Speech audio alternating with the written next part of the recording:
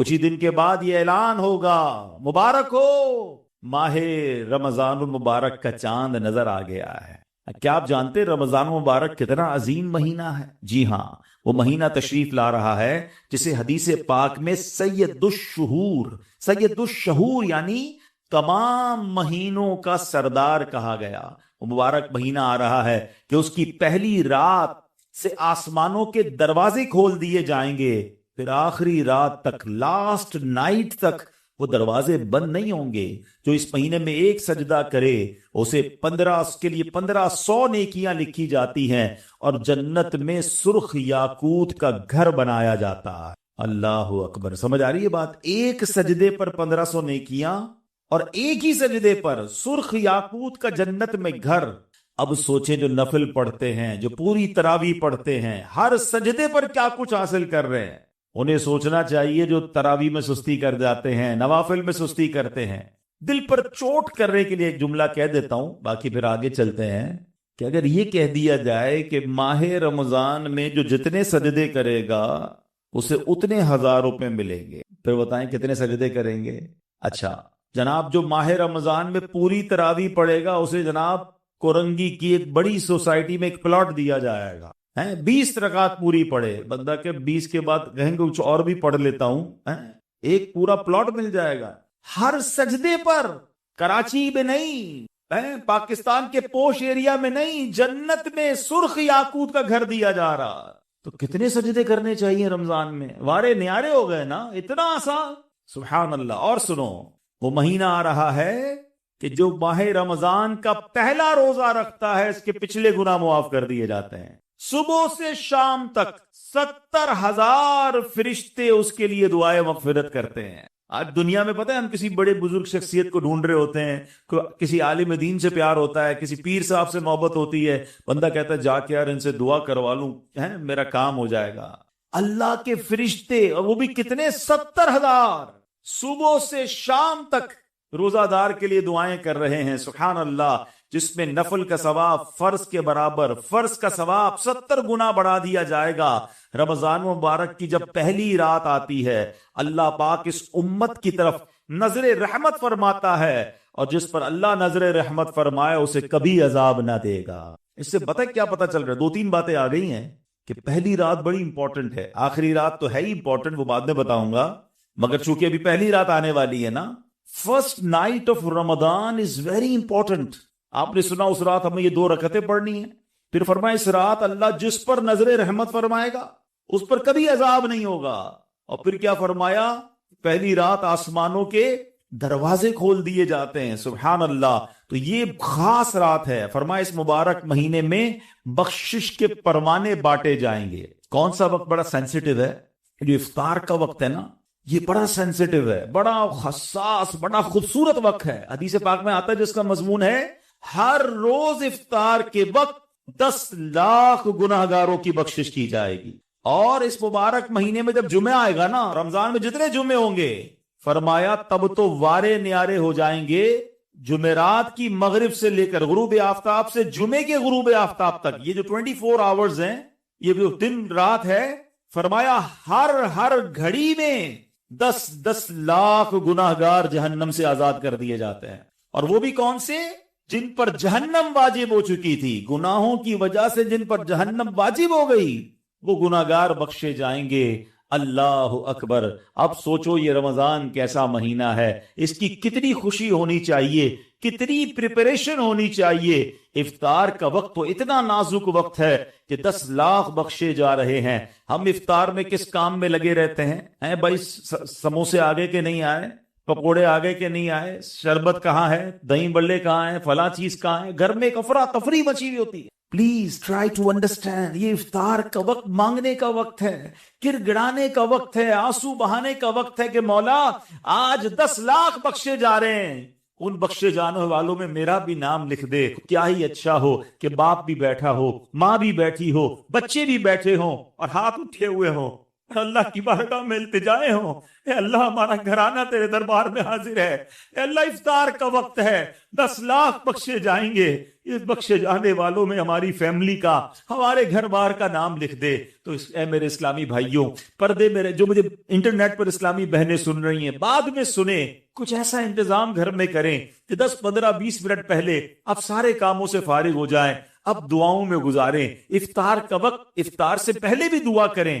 مگر جو خاص مقبولیت کی گھڑیاں ہیں وہ عین افطار کے بعد ہیں۔ افطار میں لگ جاتے ہیں ہم، کوئی کھجور کھا لی، پانی پی لیا، دوبارہ ہاتھ اٹھائیں، دوبارہ مانگیں، یہ وقت ہے مانگنے کا، یہ قبولیت کی گھڑیاں ہیں۔ اللہ کرے کہ ہم ان لمحات کو پراپر انداز میں، صحیح انداز میں گزارنے میں کامیاب ہو جائیں۔ آپ کے گھر پہ جیسا مہمان آتا ہے آپ ویسی تیاری کرتے ہیں نا؟ کوئی دور کا مہمان، نارمل مہمان، آپ نارمل سی تیاری کرتے ہیں۔ اسپیشل مہمان آپ اسپیشل تیاری کرتے ہیں۔ کچھ مہمان ایسے ہوتے ہیں جن کے آنے کے لیے انتظار ہوتا ہے، یقین نہیں آتا وہ ہمارے گھر آ رہے ہیں۔ بندہ گھر بھی سجاتا ہے، صفائی بھی کرتا ہے، خوشبو بھی لگاتا ہے، اچھے اچھے کھانے بناتا ہے، مہمان کی تیاری ہے نا۔ تو رمضان یہ رب کی طرف سے ہمارے لیے مہمان آ رہا ہے، ہماری بخشش کروانے آ رہا ہے۔ ہمیں اپنے آپ کو سجانا ہے، اپنے کردار کو سجانا ہے۔ اپنی صحت کا بھی اس لیے خیال رکھو کہ میں اب ایسے الٹے سیدھے کھانے نہ کھاؤں رمضان سے پہلے۔ پتہ ہے جس کی شادی ہونے والی ہوتی ہے تو دولہے کو لوگ کہتے ہیں بھائی ذرا خیال رکھنا، شادی والے دن ہی بیمار مت ہو جانا ہے۔ 1 ہفتہ پہلے سے احتیاط کرواتے ہیں، زیادہ سفر نہیں کرواتے، زیادہ تھکن والا کام نہیں کرواتے۔ تو کیا ہی اچھا ہو کہ ماہ رمضان سے پہلے ہم اپنی صحت کا خیال رکھیں، تھوڑا سا ریسٹ کریں۔ مجھے روزے رکھنے ہیں، مجھے انشاءاللہ تراویاں پڑھنی ہیں، اپنے کام کاج کو موڈیفائی کریں۔ آپ بہت بیزی رہتے ہیں کاروبار میں، نوکری میں، تو کوشش کریں کہ کوئی ایسی ترتیب بنائے کہ میرا کچھ کام کم ہو جائے تاکہ میں روزے رکھ سکوں، میں عبادت کر سکوں۔ ساری زندگی پڑی ہے کام کرنے کے لیے۔ لیکن عجیب بات پتہ ہے کیا ہے؟ اس وقت 2 قسم کی تیاریاں ہو رہی ہیں۔ ہوں گے کچھ نیک لوگ جو انشاءاللہ عبادت کی تیاریاں، تلاوت کی تیاریاں، خوب روزے، تراویح اور اس کے بارے میں سوچ رہے ہوں گے، مگر کچھ لوگ وہ ہیں جو اس وقت اسٹاک جمع کر رہے ہوں گے، کاروبار کیسے چمکانا ہے، کون سی آئٹم کا ریٹ بڑھ جائے گا۔ وہ کاروباری لوگ پیسے کمانے کی تیاری کر رہے ہوں گے۔ کچھ گھر والے وہ ہوں گے جو یہ سوچ رہے ہوں گے بھئی رمضان میں پکانا کیا ہے، کھانا کیا ہے، کون سی آئٹم لینی ہے۔ رمضان کھانے پینے کے لیے نہیں آتا۔ اچھا ویسے بڑی عجیب بات ہے، ذرا سوچیں آپ کہ ماہ رمضان میں ہم روزے رکھتے ہیں، لاجیکلی تو سمجھ یہ آتا ہے کہ ہمارا وزن ٹھیک تھوڑا کم ہو جانا چاہیے، ہم تھوڑے سمارٹ ہو جائیں، مگر کئی لوگ وہ ہیں جن کا رمضان میں وزن بڑھ جاتا۔ کیوں بھائی؟ اس لیے کہ سحری میں زیادہ کھاتے ہیں، پورا دن روزہ رکھنا ہے، رات زیادہ اس لیے کھاتے ہیں کہ پورا دن روزہ رکھا تھا، پھر 2 بار اور کھاتے ہیں کہ کل پھر روزہ رکھنا ہے۔ تو عام دنوں میں 2 بار کھاتے ہیں، رمضان میں 4-5 بار کھاتے ہیں، اور وہ کھاتے ہیں جو نہیں کھانا چاہیے۔ پورا سال جو چیز نہیں کھاتے وہ رمضان میں کھاتے ہیں، پھر موٹے ہو جاتے ہیں، طبیعت خراب ہو جاتی ہے، گلے خراب ہو جاتے ہیں۔ نہیں، ماہ رمضان تو کم کھانے کا مہینہ ہے، فریش ہونے کا مہینہ ہے۔ لیکن ہمارے یہاں تو فیسٹیول، اگر میں کہوں کسی کو کہ کسی غیر مسلم کو اگر رمضان میں دورہ کرا دیا جائے پاکستان کے مختلف شہروں کا اور کہیں بتاؤ کیا آپ نے دیکھا، تو کہے گا لگتا ہے مسلمانوں کا کوئی کھانے پینے کا تہوار آ رہا ہے، کہ میں جس مٹھائی کی دکان پہ گیا وہ رش تھا، جس پکوڑے کی دکان پہ گیا وہ لائنیں لگی ہوئی تھی افطار سے پہلے، اور بورڈ لگے ہوئے تھے سحری آفر، افطار آفر۔ تو لگتا ہے مسلمانوں کا کوئی کھانے پینے کا سالانہ تہوار آتا ہے۔ کتنی عجیب بات ہے یار، جس مہینے میں پورا دن کھانے پینے سے رکنا ہے، اس مہینے میں سارا دن رات کھانے پینے کی باتیں ہو رہی ہوتی ہیں۔ مجھے بتائیں نا، ہم دوست آپس میں ملتے کیا بات کرتے ہیں؟ یار سناؤ آج سحری کہاں کرنی ہے، اچھا بھائی افطار کہاں کرنا ہے، رات کدھر چلنا ہے کھانے کے لیے۔ ارے بھائی یہ بات کون کرے گا؟ تراویح کدھر پڑھنی ہے، آج تلاوت کدھر کرنی ہے، تہجد کہاں پڑھنی ہے، علم دین کی محفل کدھر سجی ہوئی ہے، ذکر و اذکار میں آج بیٹھ کے کدھر کرنا ہے، آج مل کے اللہ کی بارگاہ میں گر گڑا کر دعائیں کہاں کرنی، یہ گفتگو کیوں نہیں ہوتی؟ ماہ رمضان تو نیکیوں کا اجر بڑھا دیا گیا، مگر دماغ میں ایک ہی بات گھوم رہی ہوتی ہے، یا دوسری آج کل کھیل کود شروع ہو گیا رمضان میں۔ ایسا نہ کریں۔ ماہ رمضان کے کیسے کیسے فضائل ہیں ذرا سنیے گا۔ معراج شریف کی روایات میں ہے، معراج کے دولہ مکی مدنی مصطفیٰ صلی اللہ تعالی علیہ وسلم نے سدرۃ المنتہا کے قریب ایک فرشتہ دیکھا۔ آپ فرماتے لم ار مثلہ، یعنی ایسا نرالا فرشتہ میں نے کبھی نہیں دیکھا۔ نبی پاک فرما رہے، تو آپ فرماتے ہیں کہ میں نے ایسا نرالا فرشتہ تو کبھی نہیں دیکھا تھا۔ یہ جب تسبیح کرتا تھا تو اس کی ایسی خوبصورت آواز تھی کہ اس آواز سے عرش بھی جھوم اٹھتا تھا۔ میں نے جبرائیل سے پوچھا ایو خلقی ھذا، اے جبریل یہ کون سی مخلوق ہے؟ عرض کی حضور یہ ایک فرشتہ ہے جو حضرت آدم علیہ السلام سے 2000 سال پہلے پیدا کیا گیا تھا۔ میں نے پوچھا اس سے پہلے یہ کہاں تھا؟ عرض کیا اللہ پاک نے عرش کے نیچے جنت میں ایک جگہ بنائی ہے، یہ وہیں ہوتا ہے۔ حضور آج آپ کے دیدار کے لیے حاضر ہوا ہے۔ کیا شان ہے میرے آقا کی، ہر کوئی فدا ہے بن دیکھے، دیدار کا عالم کیا ہوگا۔ ارے فرشتہ بھی میرے آقا کے دیدار کا تمنائی ہے۔ جبریل امین کہتے حضور آج آپ کے دیدار کے لیے حاضر ہوا ہے۔ مکی مدنی سلطان صلی اللہ تعالی علیہ وسلم فرماتے ہیں کہ اب نبی پاک علیہ الصلوۃ والسلام نے اس فرشتے سے ایک بڑا کمال کا سوال کیا، ذرا سنیے گا، آپ کا ایمان تازہ ہو جائے گا۔ پیارے آقا علیہ الصلوۃ والسلام نے اس فرشتے کو سلام کیا تو وہ تسبیح میں مصروف تھا، اللہ پاک کی تسبیح میں مصروف تھا، اسے سلام سنائی نہ دیا۔ اب جبریل امین نے اسے کہا ہذا محمد صلی اللہ علیہ وسلم، یہ محبوب خدا جناب رسول اللہ صلی اللہ علیہ وسلم ہے۔ جب اس نے سنا تو خوشی سے اپنے 2 سبز پر پھیلائے، یہ اتنے بڑے پر تھے جنہوں نے آسمانوں اور زمین کو گھیر لیا۔ اب اس نے مجھے، نبی پاک فرماتے مجھ سے گلے ملنے کی سعادت حاصل کی، ادب سے بوسہ بھی دیا، پھر عرض کی یا رسول اللہ صلی اللہ تعالی علیہ وسلم آپ کے لیے گڈ نیوز ہے، آپ کے لیے خوشخبری ہے کہ اللہ پاک نے آپ کی ماہ رمضان کے صدقے آپ کی امت کی بخشش فرما دی۔ اس فرشتے نے نبی پاک کو خوشخبری عطا عرض کی کہ حضور آپ کی امت کو اللہ نے ماہ رمضان کے صدقے بخش دیا ہے۔ سبحان اللہ۔ نبی ہاشمی صلی اللہ علیہ وسلم مزید فرماتے ہیں اس فرشتے کے سامنے 2 صندوق رکھے ہوئے تھے جن پر ہزاروں تالے لگائے ہوئے تھے۔ میں نے پوچھا ان صندوقوں میں کیا ہے؟ اس فرشتے نے عرض کی ان صندوقوں میں آپ کی امت کے روزہ داروں کے لیے جہنم سے آزادی کے پروانے ہیں۔ آئے ہائے، ہماری آمد، ہماری مغفرت کا انتظام پہلے ہی رب نے فرما دیا ہے۔ کاش ہم ماہ رمضان کے قدردار بن جائیں۔ اے گناہ گاروں، تمہاری سمجھ لو بات بن آئی ہے، عاصیوں کی مغفرت کا لے کر آیا ہے پیام۔ جھوم جاؤ مجرموں، رمضان ماہ غفران ہے۔ بھائیوں بہنوں کرو سب نیکیوں پر نیکیاں، پڑ گئے دوزخ پہ تالے، قید میں شیطان ہے۔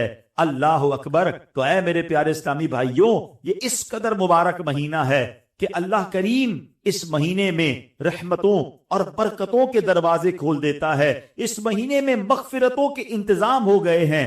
اللہ کرے کہ ہم ماہ رمضان کی قدر کرنے والے بن جائیں۔ رب عز و جل قرآن مجید میں اس ماہ مبارک کے بارے میں فرماتا ہے، ماہ رمضان کی آپ اہمیت کا اندازہ اس بات سے بھی لگائیں کہ پورے قرآن میں صرف ایک ہی مہینے کا ذکر ہے، اور وہ مہینہ کون سا ہے؟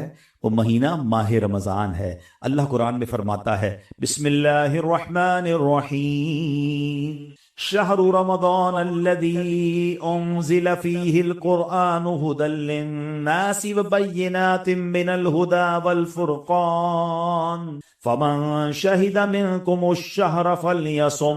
ترجمہ کنز العرفان۔ رمضان کا مہینہ ہے جس میں قرآن نازل کیا گیا، جو لوگوں کے لیے ہدایت اور رہنمائی ہے اور فیصلے کی روشن باتوں پر مشتمل ہے۔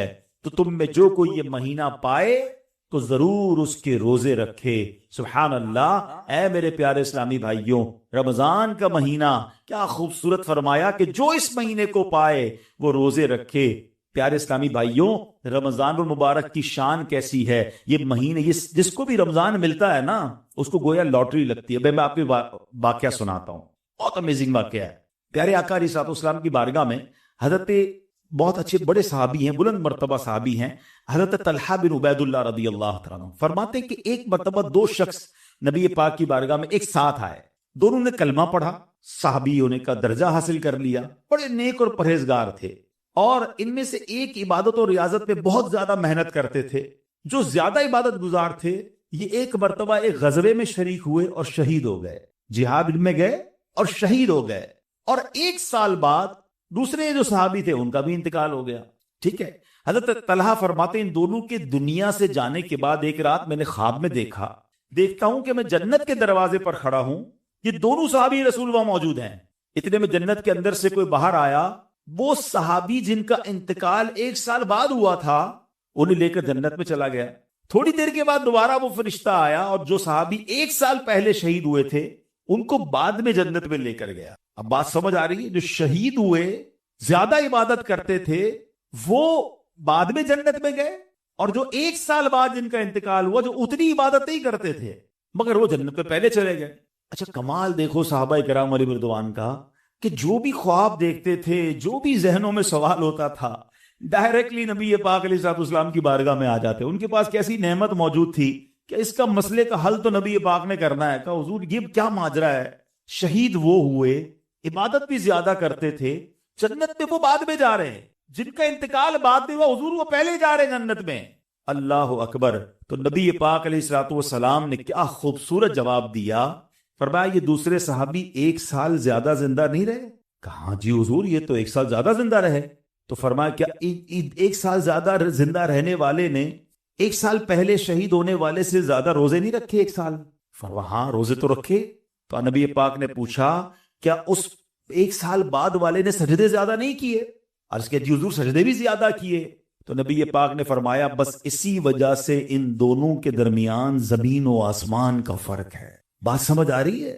مومن اور نیک آدمی کی لمبی عمر یہ اس کے لیے بہت بڑی سمجھ لو فائدہ ہے کہ وہ جتنا جیتا ہے اتنے سجدے زیادہ کرتا ہے، اتنے رمضان اسے ملتے ہیں.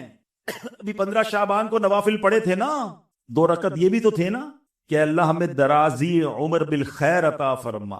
یاد رکھیے گا بندہ نیک ہو اور عمر طویل ہو تو اس کے وارے نہیں آ رہے ہیں، لیکن اگر بندہ گناہ گار ہے، اس کی عمر بڑی ہو جائے تو وہ تو مارا گیا نا. اس کی تو روز نماز قضا ہو رہی ہے، اس کے رمضان کے روزے بھی قضا ہو رہے ہیں، وہ روز جھوٹ بول رہا ہے، وہ روز حرام کما رہا ہے، تو اس کا تو گناہوں کا میٹر جاری ہے نا. یہ لوگ بڑی عمر کی جو دعا کرتے ہیں نا، بڑی اچھی نعمت ہے یہ. لیکن اللہ سے ہمیشہ یہ دعا کریں کہ مولا نیکیوں والی طویل عمر عطا فرما، عافیت والی طویل عمر عطا فرما. تو پتہ چلا کہ پھر رمضان آ رہا ہے میری بخشش کروانے. تو پتہ چلا کہ ماہ رمضان یہ ہمارے لیے بہت بڑا احسان ہے. اللہ خیر سے رمضان عطا کر دے، اس کو ضائع نہ ہونے دینا، اس کو خوب نیکیوں میں گزارنا. پچھلے گناہوں کی معافی کا ایک اور چانس دیا جا رہا ہے، مغفرت کا گویا ایک اور موقع آنے والا ہے. اللہ کرے کہ ہم اس کی قدر کرنے میں کامیاب ہو جائیں. نبی پاک کیا کرتے، میرے آقا جب چاند نظر آتا نا سبحان اللہ، تو پیارے آقا علیہ الصلوۃ والسلام قبلے کی طرف رک کر کے یوں دعا مانگتے. ذرا دعا دیکھیے گا کون سی ہے. آقا کی دعا کیا ہوتی؟ اللہم اہلہ علینا بالامن والامانہ والسلامۃ والعافیۃ المجللۃ ودفاع الاسقام والعون علی الصلاۃ والصیام والقیام وتلاوۃ القرآن. اللہم سلمنا لرمضان وسلمہ منا حتی ینقضی وقد غفرت لنا ورحمتنا وعفوت عنا. اے اللہ اس چاند کو ہم پر امن و امان، سلامتی، مکمل عافیت اور بیماریوں سے حفاظت کا ذریعہ بنا، اور نماز، روزے، عبادت اور تلاوت قرآن پر مدد کا سبب بنا. اے رب کریم ہمیں رمضان کی وجہ سے سلامتی عطا فرما، یعنی اسے ہمارے لیے سلامتی والا بنا اور اسے ہم سے سلامتی عطا فرما، یہاں تک کہ جب یہ رخصت ہو تو تیری مغفرت و رحمت اور عفو درگزر ہمارا یقینی مقدر بن چکا ہو. سبحان اللہ. تو پتا چلا رمضان مبارک کی آمد پر خوشخبریاں دینا، لوگوں کو مبارکباد دینا، یہ اچھا کام ہے. انشاءاللہ اگر ہم رمضان کی آمد کی خوشی بنائیں گے، اللہ کی رحمت جوش میں آئے اور کاش ہم جنت کے حقدار بن جائیں. مگر ایک احتیاط اس میں کرنی ہے. جب بھی رمضان آتا ہے نا تو ایک بڑا عجیب سا میسج وائرل ہوتا ہے. کیا وائرل ہوتا ہے؟ حدیث پاک میں ہے کہ جس نے سب سے پہلے آمد رمضان کی مبارک دی اس کے لیے جنت واجب ہو جاتی. ایسی کوئی حدیث ہمارے آقا مکی مدنی مصطفیٰ صلی اللہ تعالی علیہ وسلم سے ثابت نہیں ہے، نہ ہی رمضان کے بارے میں، نہ ہی کسی مبارک مہینے کے بارے میں. ایسے جھوٹے میسجز کو آگے بڑھانا نہیں چاہیے. جو بھی آپ کو میسج بھیجے اس کو محبت کے ساتھ سمجھائیں کہ ایسی کوئی حدیث نہیں ہے. حدیث پاک ذرا غور سے سن لیں. جو ہر میسج آگے فارورڈ کر دیتے ہیں نا، پہلے چیک تو کریں یہ حدیث ہے بھی کہ نہیں. ہم کہیں جھوٹی حدیث یا جھوٹی بات پھیلانے کا سبب تو نہیں بن رہے. حدیث پاک سنیے گا، من کذب علی متعمدا فلیتبوأ مقعدہ من النار. آقا فرماتے جس نے مجھ پر جان بوجھ کر جھوٹ باندھا، مثلا نبی پاک علیہ الصلوۃ والسلام نے کوئی بات فرمائی نہیں تھی اور یہ کہہ دیا کہ پیارے آقا علیہ الصلوۃ والسلام کی حدیث ہے، تو ایسا بندہ اپنا ٹھکانہ جہنم میں بنا لے۔ تو بالکل بھی اور لوگ اچھا یہ تو عجیب ہے نا، کہیں بیٹھے اللہ قرآن میں یہ فرماتا ہے بھائی قرآن میں آیا ہے، کدھر آیا ہے بھائی یہ اس کو بھی نہیں پتا ہے، حدیث میں یہ بات آئی ہے، بھائی کون سی حدیث کس کتاب ہے پتا کچھ نہیں ہے، اپنی طرف سے بولی جا رہے ہیں، بھائی کس نے کہا ہے آپ کو قرآن میں آیا ہے حدیث میں آیا ہے، آپ کو جب پتا نہیں ہے آپ کو یاد نہیں، اتنا سخت معاملہ ہے، نبی پاک کی طرف جھوٹ باندھنا ہے، اور آقا نے کیا فرمایا اپنا ٹھکانہ جہنم بنایا۔ تو آپ کہہ دیں میں نے کہیں پڑھا ہے، ہو سکتا ہے میں نے کہیں سنا ہے، قرآن اور حدیث کی بات کرتے تو لرزہ آ جانا چاہیے، ایک زبردیر پیش کا فرق نہیں کر سکتے قرآن میں، جناب اللہ نے قرآن میں یہ فرمایا تم کو نہیں پتا قرآن میں یہ ہے، بحث کریں گے اور قرآن کو بیچ میں لے آئیں گے۔ یہ ہماری خواتین بھی بہت کرتی ہیں، تو مہربانی کر کے اسے توبہ کریں، اور ان معاملات میں جب تک آپ کے سامنے، آپ دیکھیں آج کروڑوں لوگوں کی تقدیریں بدلنے والے، لاکھوں ہزاروں حافظ اور عالم بنانے والی شخصیت امیر اہل سنت، نہ جانے کتنی ہزاروں ان کو حدیثیں یاد ہوں گی، کتنی روایتیں اور آیتیں یاد ہیں، مگر آج بھی آپ مدنی مذاکرے میں دیکھیں یہ کیوں، یہ ہماری تربیت کے لیے کہ وہ پہلے قرآن کی کوئی آیت پڑھنی ہے تو لکھا ہوا سامنے لاتے ہیں، حدیث پڑھنی تو پورا پڑھ کے سناتے ہیں، تاکہ ایگزیکٹلی وہی لفظ لوگوں کے سامنے جائے جو نبی پاک کے مبارک دہن مبارک سے نکلا ہے۔ میارے آقا علیہ الصلوۃ والسلام کا ہر وہ لفظ جو نبی پاک کی زبان اقدس سے نکلا ہے، وہ چونکہ چنانچہ جیسا کہ کر کے نہیں، ایگزیکٹلی وہ بیان کرنے کی کوشش کرتے ہیں، اور یہ تربیت ہے دنیا بھر کے دعوت اسلامی والوں، بلکہ میں کہتا ہوں ساری دنیا کے مسلمانوں کے لیے، کہ بات کس کی کر رہے ہو یار، کس کی زبان سے وہ جملہ نکلا ہے آپ کو پتا ہے؟ پوچھو میرے اعلیٰ حضرت سے وہ زبان کیسی ہے، اس کی گفتگو کیسی ہے؟ میرے رضا کہتے ہیں وہ دہن جس کی ہر بات وحی خدا، وہ دہن جس کی ہر بات وحی خدا، چشمہ علم و حکمت پہ لاکھوں سلام، وہ زبان جس کو سب کن کی کنجی کہیں، اس کی نافذ حکومت پہ لاکھوں سلام۔ تو ہماری آپ کی جرت نہیں ہونی چاہیے کہ حدیث میں اپنی طرف سے حاشیے لگائیں، اپنی طرف سے معاذ اللہ قرآن پاک کے بارے میں بعض اوقات تو یہ بات ایمانیات پر آ جائے گی، اگر اپنی طرف سے کوئی بات ایڈیشن کر رہا ہے تو بڑے احتیاط کی حاجت ہے۔ البتہ ماہ رمضان ایک اور خوبصورت آیت سنیے گا، اس میں قرآن پاک نے جو ہم پر رمضان کے روزے فرض کیے گئے نا، اس کا ریزن بیان کیا، یعنی ہماری شریعت ہم سے چاہتی کیا ہے؟ روزے تو ہم برسوں سے رکھ رہے ہیں، بچپن سے روزے رکھ رہے ہیں، کئی ایسے یہاں ایسے ہوں گے، لیکن اس روزے سے میں حاصل کیا کرنا ہے؟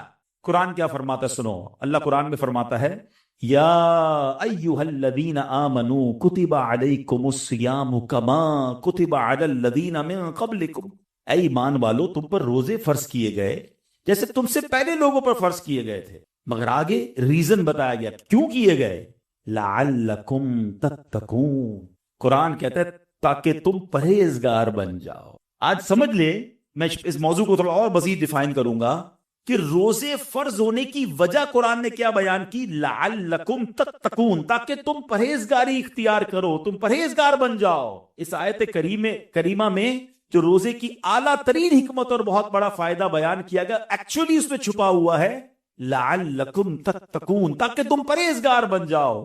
اے میرے پیارے اسلامی بھائیوں، پتا چلا کہ مبارک مہینہ ہے جس میں ہمیں تقوی حاصل کرنا ہے۔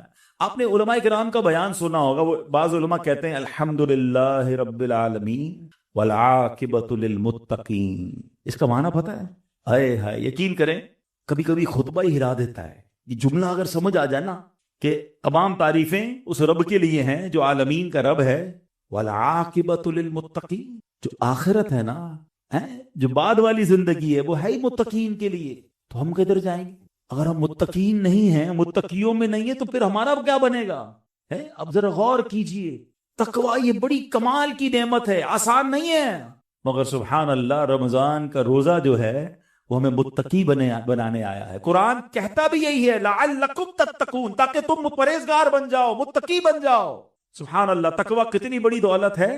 حضرت ابو سعید خدری رضی اللہ تعالیٰ عنہ سے روایت ہے، رسول اکرم نور مجسم شفیع معظم صلی اللہ علیہ وسلم نے ایک صحابی کو نصیحت کرتے ہوئے فرمایا علیک بتقوی اللہ فإنہ جماع کل خیر، تم پر تقوی لازم ہے کہ بے شک تقوی تمام بھلائیوں کا مجموعہ ہے، تمام بھلائیوں کا کمبینیشن کیا ہے؟ وہ تقوی ہے۔ حجت الاسلام امام محمد غزالی فرماتے ہیں اے عزیز تجھے جاننا چاہیے کہ تقوی ایک نایاب خزانہ ہے. اگر تم اس خزانے کو حاصل کرنے میں کامیاب ہو گئے تو تم بہت بڑی کامیابی حاصل کر لو گے.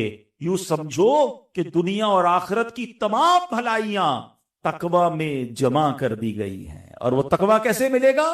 وہ روزے سے ملتا ہے. اگر بندہ صحیح معنوں میں روزہ رکھ لے تو انشاءاللہ وہ تقوی اختیار کر لے گا. تو اے میرے پیارے اسلامی بھائیوں، اب ذرا غور کیجئے.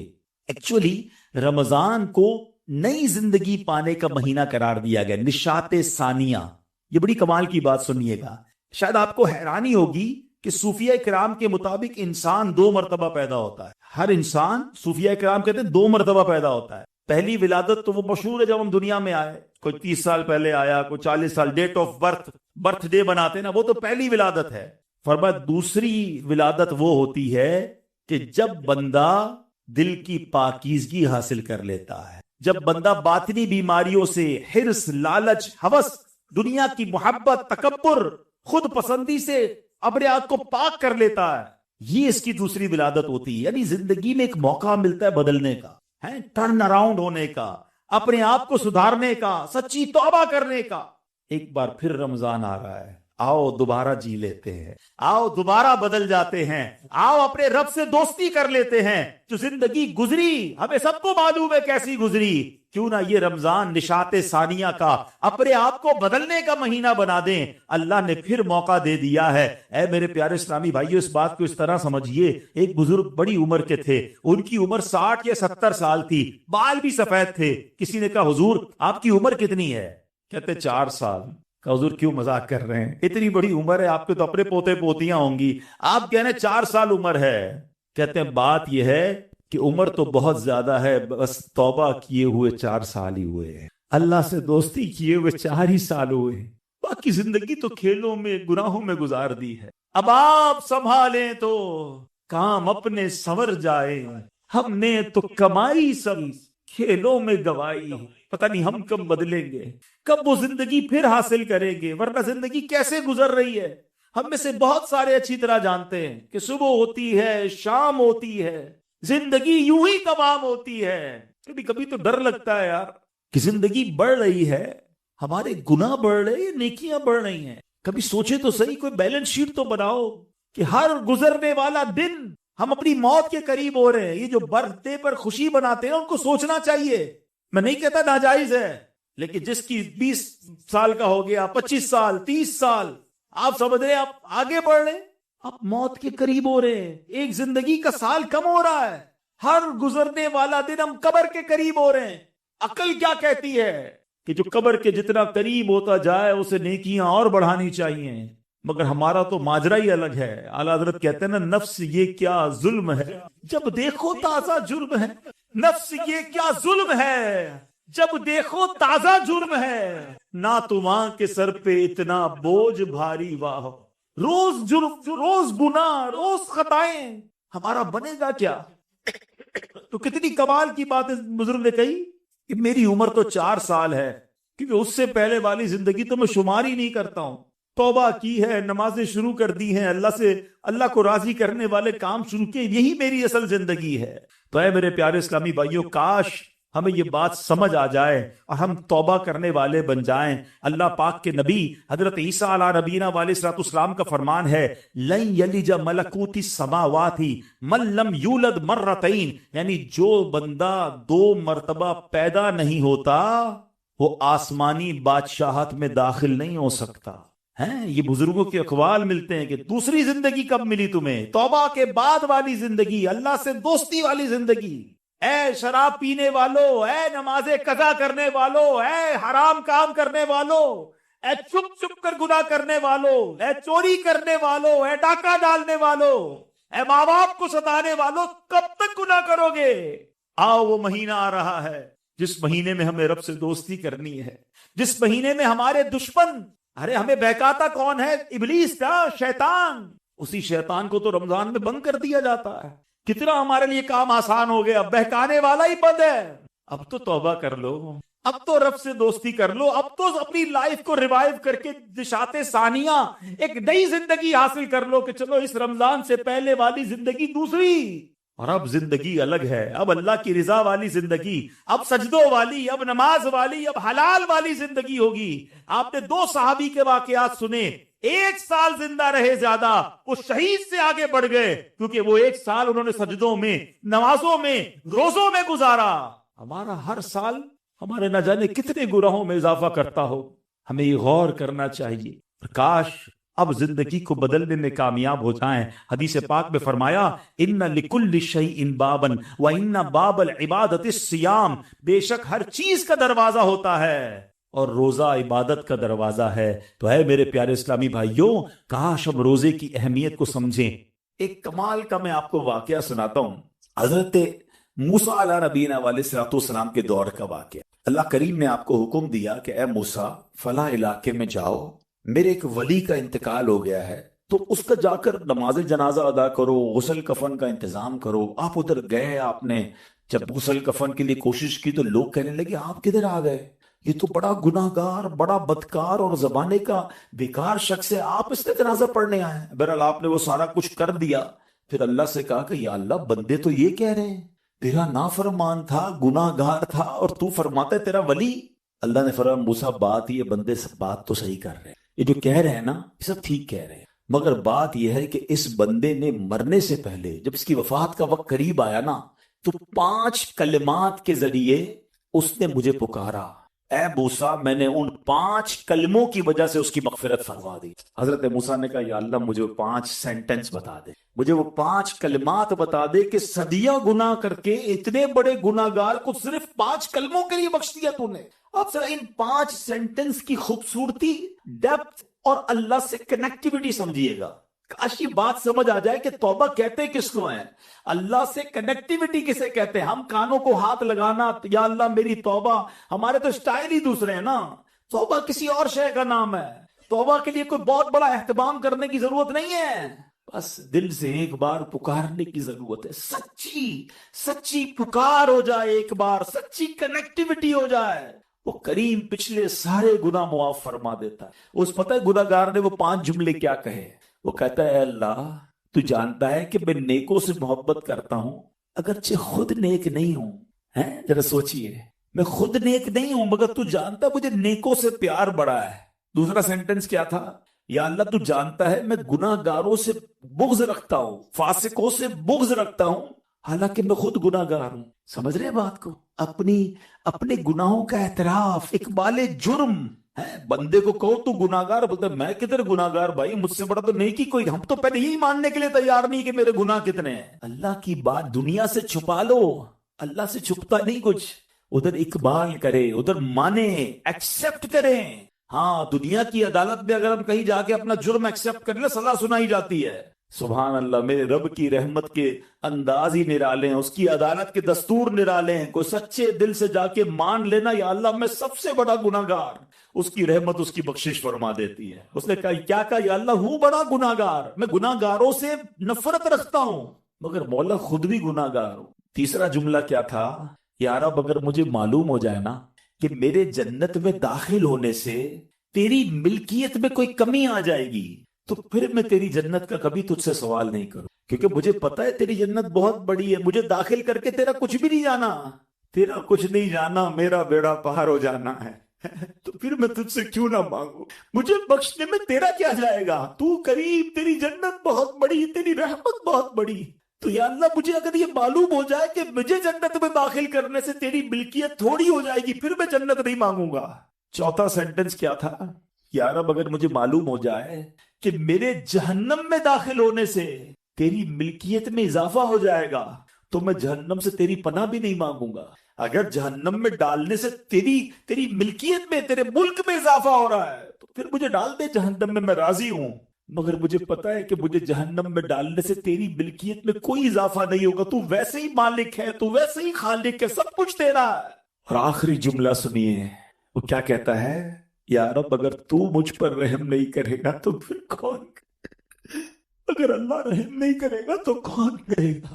آج اس کی رحم کی بھیک لینے تو آئے ہیں، آج اس کے کرم کی خیرات لینے تو آئے، ہم مانتے ہیں یا اللہ، ہم سب ایکسپٹ کرتے ہیں، ہم نے بہت گناہ کیے، ہم نے بہت خطائیں کی، لوگوں سے ڈر لگتا رہا کہ کوئی دیکھ نہ لے، مالک معلوم تھا تو دیکھ رہا ہے، پھر بھی ہم نے گناہ کیے، دروازے بند کر کے گناہ کیے، لائٹ آف کر کے گناہ کیے، علاقے تبدیل کر کے گناہ کیے، ہم سب مانتے ہیں مولا، مگر یہ پتا ہے ہمیں بخش دے گا تو تیری رحمت میں کمی نہیں آئے گی، تیرا جائے گا کچھ نہیں، ہم بھی تیرے بندے ہیں، ہم بھی تیرے بندے ہیں، تیرے محبوب کے امتی ہے مولا، تو رحم نہیں کرے گا تو کون رحم کرے گا؟ میرے آقا فرماتے جس نے مجھ پر ایک بار درود پاک پڑھا اللہ تعالیٰ اس پر 10 رحمتیں نازل فرماتا ہے۔ پھر نبی پاک فرماتے ہیں ومن صلی علیہ عشرا، جس نے مجھ پر 10 بار درود پاک پڑھا صلی اللہ علیہ مئتا، اللہ اس پر 100 رحمتیں نازل فرماتا ہے۔ پھر آگے بڑی پیاری بات فرمائی ومن صلی علیہ مئتا، جو مجھ پر 100 بار درود پاک پڑھے کتب اللہ بین عینیہ، اللہ اس کی دونوں آنکھوں کے درمیان لکھ دیتا ہے براءۃ من النفاق و براءۃ من النار، کہ یہ بندہ دوزخ کی آگ سے اور نفاق سے بری ہے، آزاد ہے۔ پھر آگے فرمایا وَأَسْكَنَهُ اللَّهُ يَوْمَ الْقِيَامَةِ مَعَ الشُّهَدَاءِ، اور اس بندے کو قیامت کے دن شہیدوں کے ساتھ اٹھایا جائے گا۔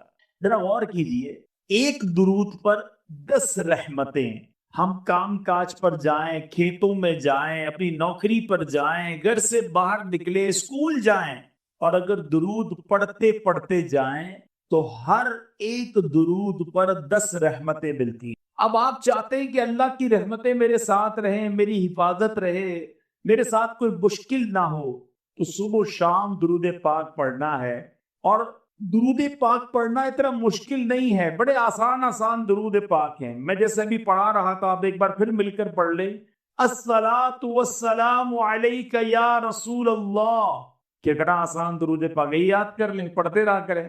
اچھا، پھر 100 بار پڑھنے والے کو کیا بتایا؟ اللہ اللہ، اس کی آنکھوں کے درمیان یعنی پیشانی پر لکھ دیا جائے گا کہ یہ بندہ دوزخ سے بھی بری ہے، منافقت سے بھی بری ہے، اور انشاءاللہ قیامت کے دن شہیدوں کے ساتھ اٹھایا جائے گا۔ دنیا کا دستور ہے میرے بیچے اسلامی بھائیوں، کام تھوڑا کرے نا تو مزدوری تھوڑی ملتی ہے، کام مشکل کرے، محنت زیادہ کریں تو پھر مزدوری زیادہ ملتی ہے، مگر اللہ کی رحمت دیکھو، کام تھوڑا کرو پھر بھی برکتیں زیادہ عطا فرماتا ہے۔ 100 بار درود پاک میں کتنی دیر لگتی ہے؟ تسبیح ہاتھ میں لیں، آدھے گھنٹے میں آپ کے 100 درود پاک پورے ہو جائیں گے، شاید آدھے گھنٹے سے بھی پہلے پورے ہو جائیں گے، لیکن نیکیاں، اجر، ثواب، انعام کتنا زیادہ ہے۔ ہر دوسرے آدمی کے ہاتھ میں موبائل فون ہے اور گھنٹوں موبائل پر لگے رہتے ہیں، اپنا وقت ضائع کرتے ہیں۔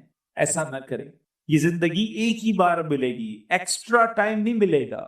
اسی زندگی میں آخرت کی تیاری کرنی ہے۔ جو موبائل کا استعمال کرتے ہیں نا، میری بات جلدی سمجھ جائیں گے، ہمارے موبائل پر ایک کبھی میسج آتا ہے کہ آپ کا بیلنس ختم ہونے والا ہے، پیسے ڈلوا لیجئے، آتا ہے نا میسج۔ انٹرنیٹ اگر پیکج لیا ہے تو پھر میسج آئے گا کہ انٹرنیٹ پیکج ختم ہونے والا ہے، تھوڑا ہی رہ گیا ہے، جلدی سے پیسے ڈلوا لیجئے۔ اب جس کے پاس پیسے ہوتے وہ ڈلوا لیتا ہے، لیکن زندگی ختم ہونے سے پہلے کوئی میسج نہیں آئے گا کہ جناب آپ کی زندگی 1 مہینہ رہ گئی ہے، اب آخری 15 دن ہے، توبہ کر لیجئے، اب 1 ہفتہ رہ گیا ہے، اللہ کو راضی کر لیجئے، اب سجدے کر لیجئے، اب توبہ کر لیجئے۔ نہیں، کوئی میسج نہیں آئے گا، کوئی پیغام نہیں آئے گا۔ بندہ صبح گھر سے نکلتا ہے، بعض اوقات گھر والوں کو کہہ کر جاتا ہے کہ یہ والا کھانا بنانا، رات آ کر کھاؤں گا، یہ والے کپڑے استری کر کے رکھنا، رات دعوت میں جانا ہے پہن کر جاؤں گا۔ کپڑے استری کیے ہوئے رہ جاتے ہیں، کھانا تیار رہتا ہے، مگر بندہ نہیں آتا، اس کی لاش آتی ہے، اس کا جنازہ۔ ایسا ہوتا ہے نا، ہمارے ساتھ کوئی دوپہر کو ہوتا ہے اور رات وہ قبر میں پہنچ جاتا، ہم رات ساتھ ہوتے ہیں، صبح اٹھتے ہیں تو اطلاع آتی ہے کہ فلاں بندہ سویا مگر اٹھا نہیں، سوتے میں ہی چلا گیا۔ یہ میں نئی باتیں تو نہیں کر رہا نا، جب ایک ہی زندگی ملی ہے اور اس کے اختتام کا پتہ بھی نہیں ہے، کبھی بھی جا سکتے ہیں، تو پھر ہم کیوں گناہ کرتے ہیں؟ پھر کیوں غفلت کی زندگی گزارتے ہیں؟ پھر کیوں وقت ضائع کرتے ہیں؟ میرے میٹھے اسلامی بھائیوں، میری بات سمجھو، آپ نے برف دیکھی ہے نا، برف کا جس کا کاروبار ہوتا ہے نا، جو برف بیچتا ہے نا، اس کا ایک ہی کام ہوتا ہے کہ جلدی بک جائے، کیونکہ دیر ہوگی تو کیا ہوگا؟ ہاں سب سمجھدار ہے نا، پگھل جائے گی، برف پگھلتی ہے۔ آپ سمجھیے جو زندگی ہے نا ہماری، یہ ہم سب کو ایک ایک برف کی لادی، برف کا بلاک کہہ لیں، برف کا ایک پیس آپ کو میرے ہاتھ میں دے دیا گیا ہے۔ کسی کو 30 سال کا دیا گیا ہے، کسی کو 40 سال کا، کسی کا 50 سال، اور روز پگھل رہی ہے برف۔ ہو سکتا ہے ہم میں سے کسی کی آج ہی برف پوری ہونے والی ہے، پتہ نہیں ہے ہمیں، لیکن برف پگھل رہی ہے۔ بالکل زندگی اسی طرح پگھل رہی ہے، ہم موت کے قریب ہو رہے ہیں، ڈے بائی ڈے، روزانہ ہم اپنی قبر کے قریب جا رہے ہیں۔ اسکول پڑھنے والے ہیں، جیسے جیسے آپ کا امتحان کا دن قریب آتا ہے تو کیا کرتے ہیں آپ؟ تیاری کرتے ہیں۔ جتنا امتحان قریب آتا ہے اتنی ٹینشن شروع ہو جاتی ہے۔ 5 ایئرس پیپر، 5 سالہ پیپر، کسی سارا سال جس طالب علم کو نہیں پوچھتے اسی کو ڈھونڈ رہے ہوتے کیونکہ وہ قابل ہے، اس نے سبق یاد کیا ہوتا ہے، اس کے بعد نوٹس بنے ہوئے ہوتے، بندہ کہتا ہے اس کو پکڑو، اس کو سبق آتا ہے وہ سکھا دے گا۔ امتحان میں 1 ہفتہ رہ جائے، اب رات کو نیند نہیں آتی، اب ساری رات تیاری۔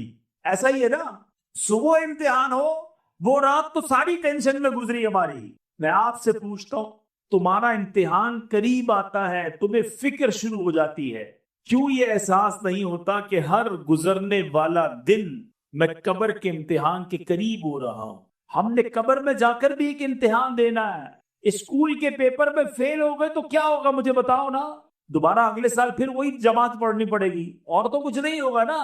لیکن قبر کے امتحان میں جو فیل ہوا نا، اس کو ایسا نہیں ہوگا کہ دوبارہ سپلیمنٹری ضمنی پیپر دینے کا موقع دیا جائے گا، نہیں، ادھر امتحان ہوا، ادھر فیل ہوا، ادھر جہنم کا عذاب شروع ہو گیا، یہ ایک ہی بار دینے کا موقع ملے گا۔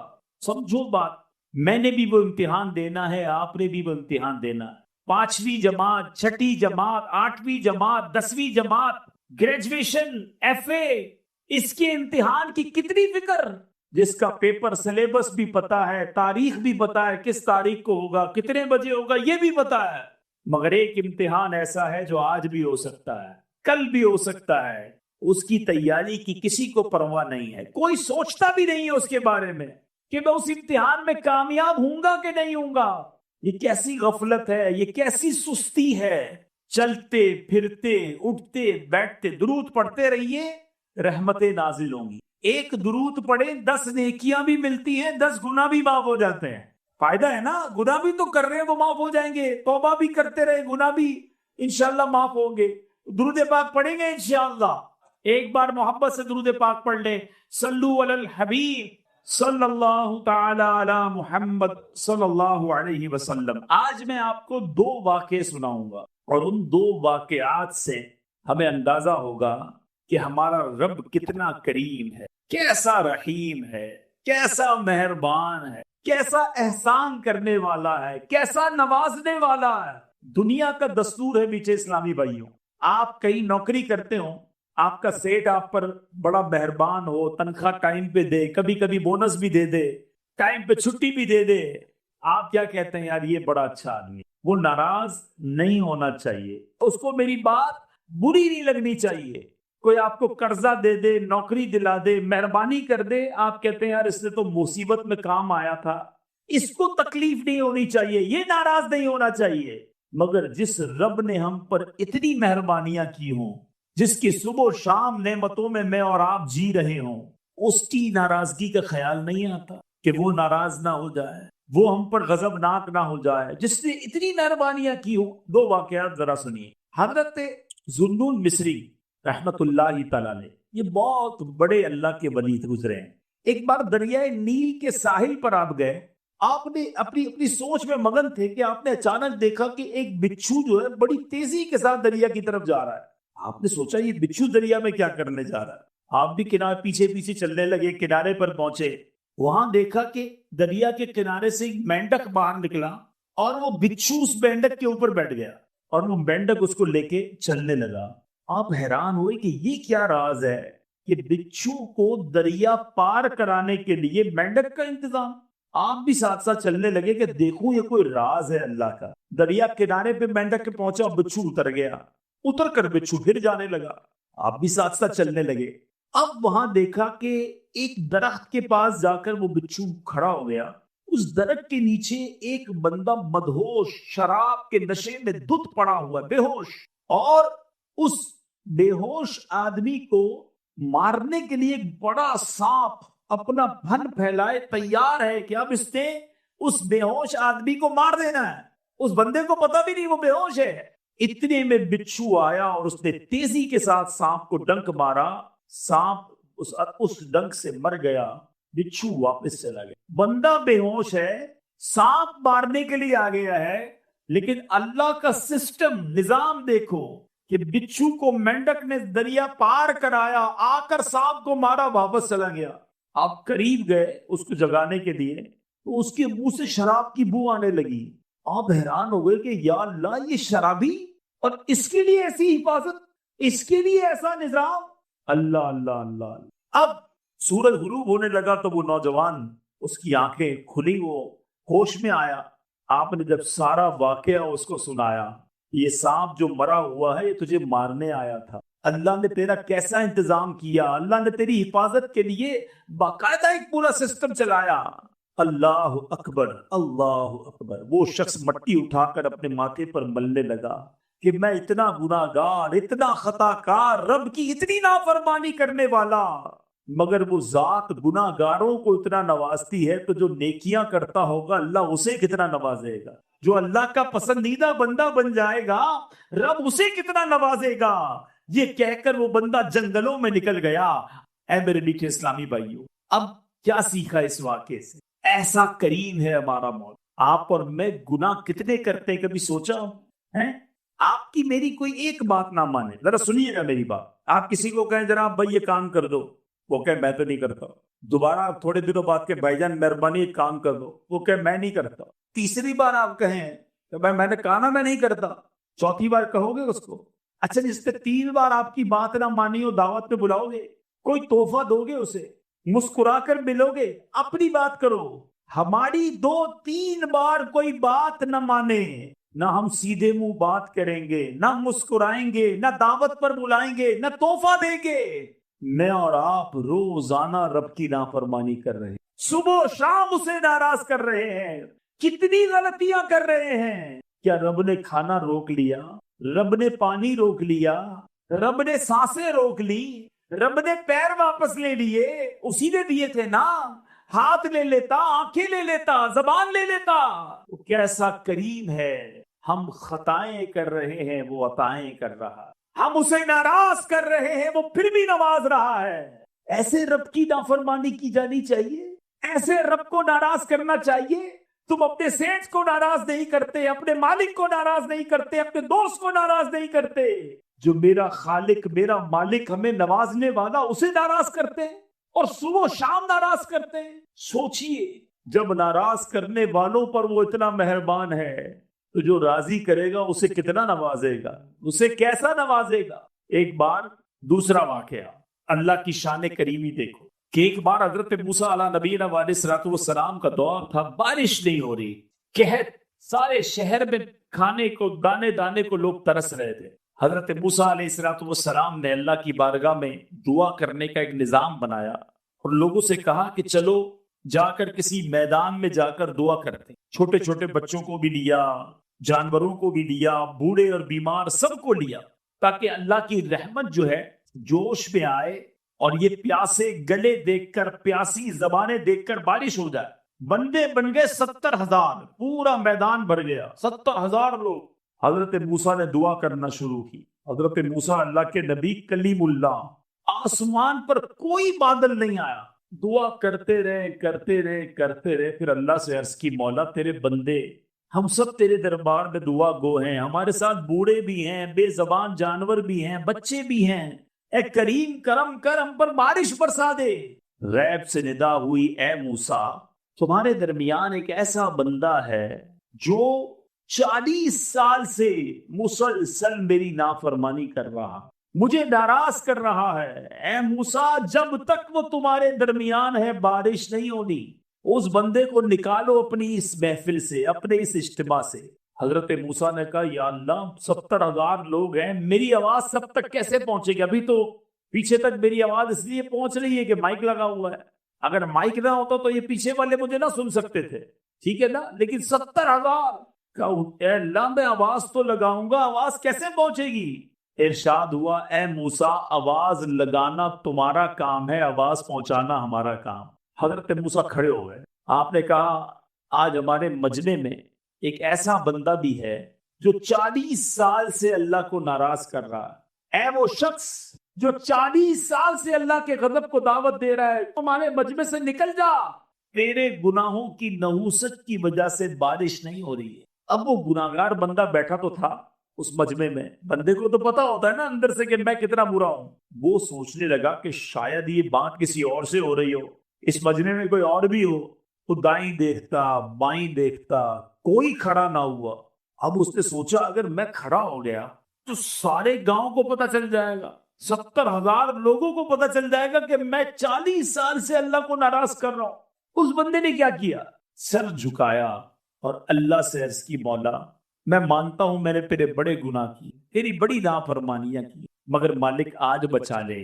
اگر آج میں کھڑا ہو گیا 70,000 لوگوں کو پتا چل جانا ہے کہ میں تیرا نافرمان بندہ ہوں، مالک آج میرے عیب چھپا لے، میں تجھ سے وعدہ کرتا ہوں کہ آج کے بعد تجھے ناراض نہیں کروں گا۔ اس بندے نے کیا کیا؟ صرف دل سے پکارا۔ اللہ وہ کریم ہے جو دل کی سنتا ہے، کوئی اپوائنٹمنٹ لینے کی ضرورت نہیں ہے، کوئی سیکرٹری کی ضرورت نہیں ہے کہ فلاں صاحب سے ملنا ہے تو پہلے سیکرٹری سے اپوائنٹمنٹ لو، پہلے ٹائم لو، نہیں، سر جھکایا اور اللہ کو پکارا، یہ ہے اپوائنٹمنٹ۔ کوئی بیچ میں واسطہ نہیں بندے اور رب کے، جتنی بات کرنی ہے کرو۔ اب اس نے کیا کیا؟ دل سے پکارا اللہ کو، بادل آئے اور بارش برسنا شروع ہو گئی۔ حضرت موسیٰ نے کہا یا اللہ نکلا تو کوئی نہیں باہر، ہمارے اس مجمع سے تو کوئی باہر نہیں گیا، بارش کیسے ہو گئی؟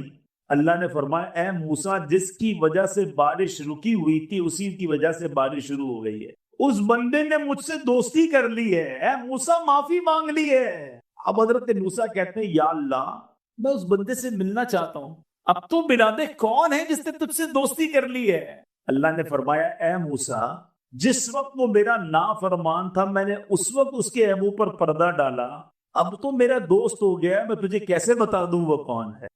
کھڑا ہو جاتا تو پتہ چل جاتا نا، ٹھیک ہے توبہ کر لی بندے نے مگر بندہ یہی تھا۔ اگر حضرت موسیٰ سے بھی ملاقات ہو جاتی تو پتہ چل جاتا۔ اللہ نے فرمایا اے موسیٰ جب میری نافرمانی کرتا تھا، جب میں نے اس کے عیب چھپائے تو اب میں اس کو کیسے آشکار کر دوں؟ اب تو میرا دوست بن گیا ہے۔ کیا سیکھا میرے نیچے اسلامی بات؟ یہ ہے میرا مالک، یہ ہے اس کی رحمت، یہ ہے اس کی کرم نوازی، وہ برستا چاہتا ہے، اس کی رحمت برستا چاہتی ہے اپنے بندوں پر، مگر بندہ ہے جو اس کی بارگاہ میں سر نہیں جھکا، اس سے معافی نہیں مانگ۔ ایک سچی پکار، ایک سچی معافی ہمارے سارے گناہوں کی معافی کا سبب بن سکتی ہے، مگر مسئلہ یہ ہے کہ بندہ سر ہی تو نہیں جھکاتا، معافی ہی تو نہیں مانگتا، دوستی ہی تو نہیں کرتا رب سے۔ آؤ میرے بیچے اسلامی بھائی، اگر نمازیں قضا ہوئی ہیں، اگر معاذ اللہ نشے کی عادت ہو گئی ہے، جوا کی عادت پڑ گئی ہے، شراب کی عادت پڑ گئی ہے، ماں باپ کو ستایا ہے، کسی کا دل دکھایا ہے، کسی پر ظلم کیا ہے، آج معافی مانگو، سچی توبہ کر لو، وہ قریب ہے۔ توبہ کے لیے کوئی بہت بڑا اجتماع کرنا ضروری نہیں ہے، بس انسان کی آنکھوں میں آنسو ہو، دل میں ندامت ہو اور اللہ سے کہے مالک مجھے معاف کر دے، اور وہ بڑا کریم ہے، وہ معاف فرما دیتا ہے۔ لیکن مسئلہ یہ ہے کہ معافی مانگتے نہیں۔ اچھا ایک بات سمجھنی ہے، اگر کسی کی نمازیں قضا ہیں، کسی نے روزے قضا کیے ہیں، کسی کے پیسے کھا لیے ہیں، تو توبہ سے یہ سب معاف نہیں ہو جائے گا کہ اب نمازیں پڑھنے کی ضرورت نہیں ہے۔ نماز نہ پڑھنے کا گناہ معاف ہوگا، روزہ نہیں رکھے تو روزے کا حساب کر کے روزے ادا کرنے پڑیں گے، کسی کا مال آپ کی طرف آتا ہے تو توبہ کرے تاکہ جو گناہ ملا وہ معاف ہو جائے، مگر پیسے واپس لوٹانے ہوں گے۔ یہ کچھ توبہ کے تقاضے ہیں۔ بہرحال میرے بیٹھے اسلامی بھائیوں، آج میں یہی پیغام لے کر آیا ہوں، کاش ہم اپنے رب سے دوستی کر لیں۔ قبر میں کتنے کیڑے آئیں گے، سانپ آئیں گے، جناب جھوٹ بولنے والے کے گال چیرے جائیں گے، بڑی عذاب لکھے ہیں حدیثوں میں۔ ایک یہ ہے، میری بات ذرا غور سے سمجھیے گا، ایک یہ ذہن ہے کہ اللہ کے عذاب سے ڈر کر گناہ چھوڑوں، کہ نئی نماز پڑھی تو مار پڑے گی، روزہ نہیں رکھا تو عذاب ہوگا، جھوٹ بولوں گا تو عذاب ہوگا، ایک تو یہ انداز ہے، یہ بھی ٹھیک ہے، لیکن اس سے اچھا پتہ ہے کیا ہے؟ کہ بندہ عذاب سے ڈر کر گناہ نہ چھوڑے، اللہ کی محبت میں گناہ چھوڑ دے، کہ میرا اتنا کریم مالک، میں اس کی نافرمانی کروں۔ جو آپ کا بہت قریبی دوست ہو، آپ کو بڑا پسند ہو، آپ کسی کی بڑی عزت کرتے ہو، اور وہ آپ کو کوئی بھی بات کہے تو آپ کیا کہیں گے؟ یار تیرے لیے جان حاضر، آپ جو کہیں لبیک، حکم ہے سائن، تو تمہارا حکم سر آنکھوں پر، کہتے ہو نا؟ اپنے کسی نہ کسی زندگی میں کسی دو چار لوگوں سے تو ایسا تعلق رکھا ہے کہ نہیں، کہ وہ جو بھی کہیں وہ لبیک، ان کے لیے جان حاضر؟ کیونکہ اللہ نے جو فرمایا اس کے لیے جان حاضر نہیں ہے؟ اللہ سے ایسی دوستی نہیں ہو سکتی؟ اللہ کی عبادت ڈر کے کرنی ہے، عذاب کا سن کر کرنی ہے، عذاب برحق ہے، جس سے رب ناراض ہوگا اس کو واقعی عذاب دیا جائے گا۔ مگر مزہ یہ ہے کہ بندہ کہے یہ میرے مالک کو پسند نہیں اس لیے میں نہیں کرتا، میرا رب منع فرماتا ہے میں اس لیے نہیں کرتا، میں نماز اس لیے پڑھتا ہوں کہ میرا رب راضی ہو جائے، میں سجدہ اس لیے کرتا ہوں کہ میرا رب مجھ سے راضی ہو جائے۔ یہ دو الگ زاویے ہیں، یہ دو الگ سوچیں ہیں۔